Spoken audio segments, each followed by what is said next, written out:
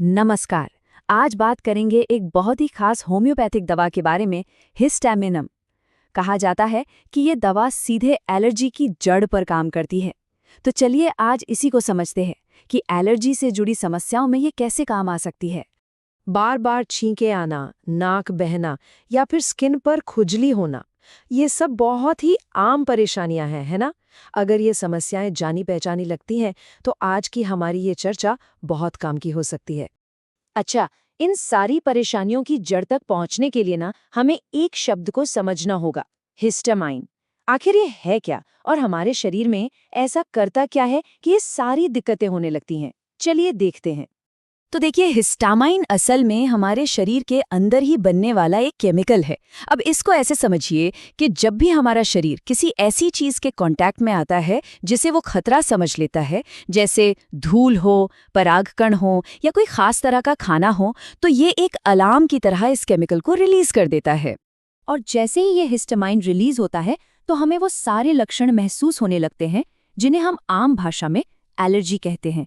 जैसे कि लगातार छींकें आना शुरू हो गईं, नाक से पानी बहने लगा, आंखें लाल हो गईं और उनमें पानी आने लगा, और स्किन पर वो खुजली वाले लाल लाल दाने हो गए।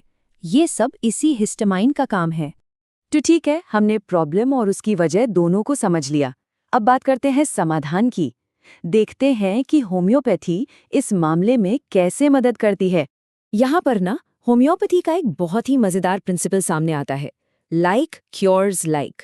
इसका सीधा सा मतलब है कि जो चीज किसी लक्षण की वजह बनती है, उसी चीज की बहुत ही छोटी रिफाइंड डोज उन लक्षणों को ठीक करने में भी मदद कर सकती है। और देखिए, ठीक यही सिद्धांत यहाँ पर भी लागू होता है। होम्योपैथिक दवा हिस्टामिनम उसी केमिकल यानी कि हिस्टामाइन से ही तैयार किया जाता है। तो इसका मकसद क्या हुआ? मकसद हुआ शरीर के उस एलर्जिक रिएक्शन को बैलेंस करना और लक्षणों पर काबू पाना। तो अब ये जानना भी जरूरी है कि हिस्टामिनम का इस्तेमाल खास तौर पर किन किन दिक्कतों में किया जाता है। चलिए, इसके जो मेन यूजेज हैं उन पर एक नज़र डालते हैं। हिस्टामिनम को खास तौर पर इन कंडीशंस में काफ़ी सहायक माना जाता है। सबसे पहले एलर्जिक राइनाइटिस, जिसमें मौसम बदलते ही या धूल मिट्टी से लगातार छींकें आती हैं। दूसरा अर्टिकेरिया, जिसे हम पित्ती उछलना भी कहते हैं, जिसमें स्किन पर लाल खुजली वाले चकत्ते बन जाते हैं। तीसरा एलर्जी से जुड़ा अस्थमा, और चौथा किसी भी तरह की स्किन एलर्जी और खुजली में। लेकिन एक बात जो सबसे ज्यादा जरूरी है और जिसे कभी भी नजरअंदाज नहीं करना चाहिए, वो ये है कि दवा की कौन सी पावर लेनी है, कितनी डोज लेनी है और कितने दिन तक लेनी है, ये फैसला सिर्फ और सिर्फ एक क्वालिफाइड होम्योपैथिक डॉक्टर ही कर सकते हैं।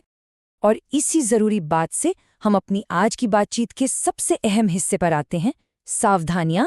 क्योंकि सही जानकारी और सावधानी यही सुरक्षित इलाज की पहली शर्त है। इन 3 नियमों को हमेशा गांठ बांध लेना चाहिए। पहला, इंटरनेट से पढ़कर या किसी के कहने पर खुद से दवा कभी भी शुरू नहीं करनी है।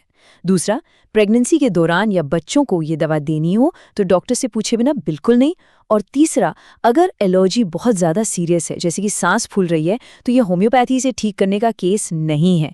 ऐसे में फौरन इमरजेंसी मेडिकल हेल्प लेनी चाहिए।